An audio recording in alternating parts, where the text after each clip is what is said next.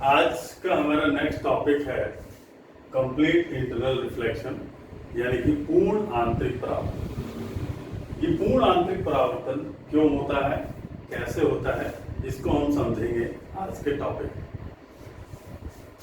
अगर हम इसकी डेफिनेशन लिखना चाहें तो हम ये कह सकते हैं कि when a light passes through a medium to another medium, it will divert towards normal or it may be away from normal. This phenomena is known as refraction of light. But if a condition occurs like the ray will pass from dense medium to rarer medium and the incident ray angle is greater than critical angle, then it will not go through the rare medium. It will just reflect back in the dense medium. This phenomena will be considered as a complete internal reflection. जैसे हिंदी में अगर हम इसे समझे तो क्या कह सकते हैं कि जब प्रकाश की किरण सघन माध्यम से विरल माध्यम में प्रवेश करती है तो आपतित कोण का मान यदि क्रांतिक कोण से अधिक हो तो किरण विरल माध्यम में प्रवेश नहीं करती और परावर्तित होकर वापस सघन माध्यम में लौट आती है। इसके लिए दो कंडीशंस अप्लाई होनी चाहिए। एक तो प्रकाश की किरण सघन माध्यम से विरल में जानी चाहिए। ये बच्चों ध्यान रखना आप कि प्रकाश की किरण सघन माध्यम से विरल में जानी चाहिए। दूसरा पॉइंट क्या है कि आपतित कोण यानी कि angle of i must be greater than angle of c, यानी कि आपतित कोण का मान क्रांतिक कोण से हमेशा ज्यादा होना चाहिए। अगर ये दोनों कंडीशंस ट्रू हैं तो ये पूर्ण आंतरिक परावर्तन होगा। देखिए कैसे होता है, क्या होता है, इसको हम समझते हैं कि मान लो ये एक सेपरेशन करने वाली लाइन है, यहाँ ये ये मान लो विरल माध्यम है यानी कि रेयरर, और ये एक सघन माध्यम है यानी कि डेंस। और जैसा कि हम जानते हैं कि दोनों मीडियम को सेपरेट करने वाली लाइन के परपेंडिकुलर अगर हम कोई लाइन खींचते हैं तो उसे हम नॉर्मल कहते हैं यानी कि अभिलंब।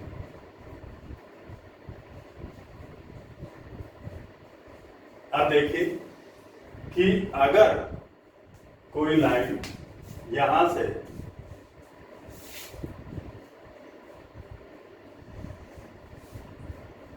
ऐसे आई और ये यहां से इस तरीके से जानी चाहिए थी, लेकिन चूंकि यहां मीडियम चेंज हो गया तो ये थोड़ा सा अपने डायरेक्शन से डाइवर्ट हो गई और इस एंगल को हम बोलेंगे एंगल आर और इस एंगल को हम बोलेंगे एंगल आई।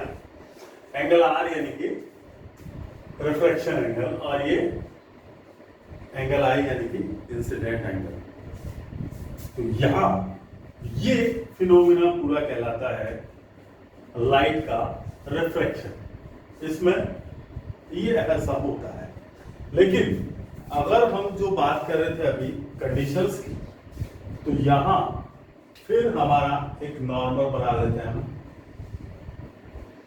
और यहां हमारी जो रे है, अगर ये रे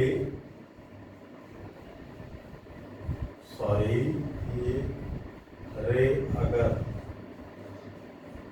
ये जो एंगल है, ये एंगल अगर आई एंगल इज इक्वल टू सी, यानी कि इंसिडेंट एंगल अगर क्रिटिकल एंगल के बराबर है तो ये लाइन इधर नहीं जाएगी, ये यहीं 90 एंगल पे इसी लाइन पे चलेगी। कब? जब इंसिडेंट एंगल क्रिटिकल एंगल के बराबर होता है। अब सवाल उठता है हमारे टॉपिक का, यानी कि कंप्लीट इंटरनल रिफ्लेक्शन। ये कब होगा? जब, फिर अगेन नॉर्मल बना देते हैं हम, है ना। और यहां हम देख रहे हैं कि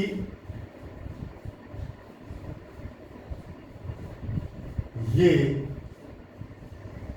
हमारी लाइन, ये एंगल, ये आई एंगल यदि क्रिटिकल एंगल से बड़ा है, ग्रेटर देन सी है, तो ये लाइन ना तो यहां जाएगी, ये रे यहां भी नहीं जाएगी, और ये वापस यही लौट आएगी।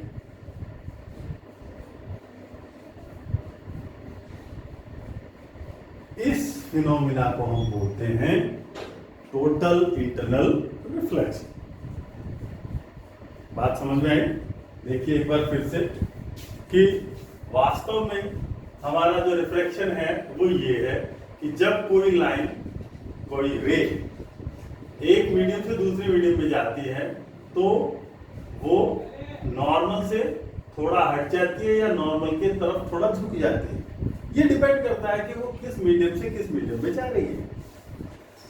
मान लो ये सघन माध्यम से विरल माध्यम में जा रही है, यानी कि डेंस से रेयर में जा रही है, तो ये थोड़ा सा अवे हो जाएगी नॉर्मल से। अब यहां अगर हम देखें कि जो हमारा इंसिडेंट एंगल है वो अगर हमारे क्रिटिकल एंगल के बराबर है तो ये इतना बैंड होगी कि ये 90 एंगल बनाएगी, 90 डिग्री का एंगल बनाएगी। किससे? नॉर्मल से। ये कंडीशन होती है जब हमारा incident angle I is equal to C है। लेकिन अगर ये एंगल C से, अभी क्या था, यहां ये C से छोटा था,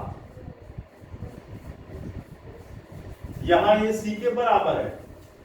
अब यदि ये C से बड़ा हो गया तो क्या होगा कि ये इस मीडियम को क्रॉस ही नहीं करेगा, ये वापस इसी मीडियम में आ जाएगा। इस फिनोमेना को ही हम क्या कहते हैं? Complete internal reflection. तो इस कंडीशन के लिए हमारे पास दो चीजें होनी चाहिए। पहला कि light ray must go through dense medium to rare medium, और सेकंड कि the incident angle must be greater than the critical angle.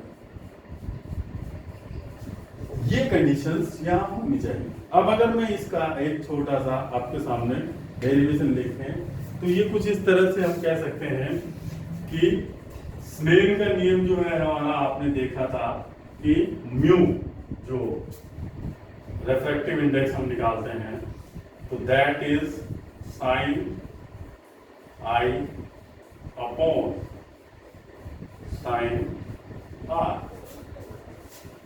ये यहां अगर मैं रेयर की बात करूं तो ये मान लो एयर है और ये मान लो वाटर है, तो ये वाटर और ये एयर, ये कुछ इस तरह से हो जाएगा। अब यहां अगर मैं ये कहूं कि I की वैल्यू मेरे पास C है और R की वैल्यू जो कि यहां हमारे सामने है, I की वैल्यू C है तो R की वैल्यू क्या है? 90। तो यहां आपके सामने आ गया कि W mu A is equal to sine C upon sine 90। अब चूंकि हम जानते हैं कि साइन C और साइन 90 की वैल्यू क्या होती है? 1। ठीक है, तो ये हमारे पास आ गया W mu A is equal to sine C upon 1। और जस्ट इसका अगर अपोजिट में लिखूं तो मैं इसको क्या लिख सकता हूं कि W, ये W की जगह मैं अगर एयर कर दूं यहां और यहां वाटर कर दूं तो मेरे पास आ जाएगा साइन C। तो ये फिनोमिना तब बनता है जब हमारा इंसिडेंट एंगल क्रिटिकल एंगल के बराबर होता है। तो यहां एक चीज आप और भी क्लियर कर सकते हो कि क्रिटिकल एंगल क्या होता है। क्रिटिकल एंगल वो एंगल होता है जिस पर इंसिडेंट रे नॉर्मल से 90 डिग्री का एंगल बनाती है।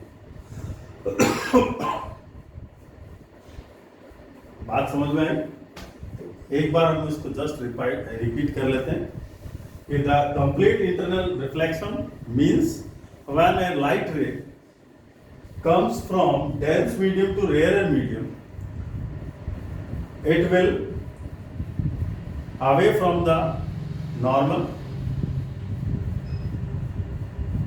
This phenomena will be considered as a refraction, but if the incident angle is equal to C, यानी कि critical angle, then it will away from the 90 angle from the normal.